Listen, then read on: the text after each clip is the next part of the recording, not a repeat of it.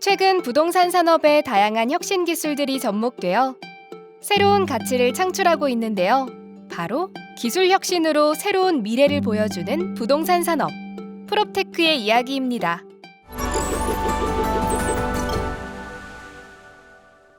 안녕하세요. 저는 명지대학교 부동산학과의 이상영 교수입니다.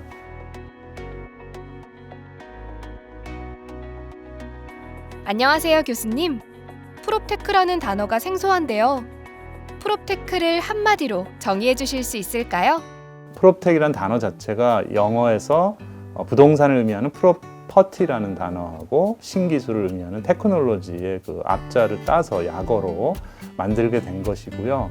AI라든지 빅데이터라든지 이런 것들이 부동산 산업에도 활용이 되게 돼서 이런 부분들이 프롭텍이라는 새로운 산업 영역으로 다시 이제 서비스가 창출됐다, 이렇게 볼 수 있겠습니다. 그렇다면 대표적인 프롭테크 기술엔 무엇이 있을까요?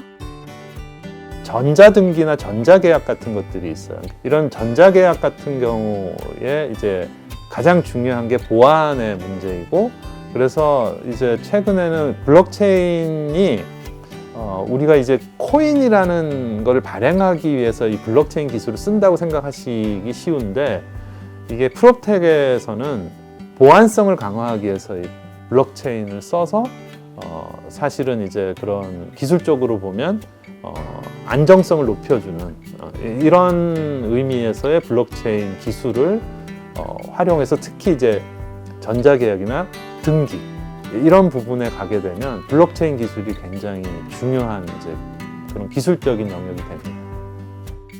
신기술이 빠른 속도로 적용되고 있는 것 같은데요. 우리나라 프롭테크 산업의 현주소가 궁금합니다.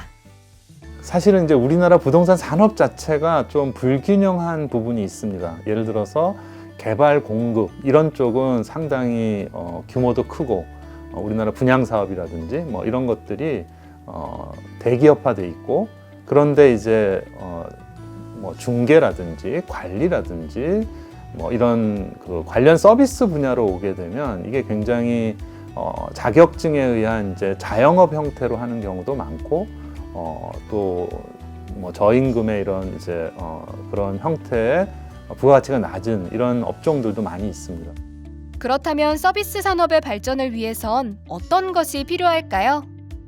그럴 때 이제 굉장히 중요한 것 중에 하나가 공공 데이터 같은 걸 활용하는 겁니다. 그런데 우리나라 같은 경우는 이런 그 부동산 데이터가 개인정보라는 관점으로 상당히 규제가 심하고 공개가 잘 안 돼 왔어요. 데이터를 사실은 공개를 한다는 것이 결과적으로는 민간에서 그것을 가져다가 손쉽게 활용을 할 수 있어야 하는데, 예를 들면은 PDF로 오픈한다든지 또는 제한적으로 오픈을 한다든지 이렇게 되면 결국은 민간은 그것을 다시 이제 가공하거나 수집해서 많은 R&D 비용을 들여서 제공을 해야 되니까 당연히 서비스에 따른 어떤 그런 수익성이 낮아질 수밖에 없고, 한편 전통적인 영세업체와 프롭테크 기업 간의 갈등을 우려하는 목소리도 제기되고 있는데요.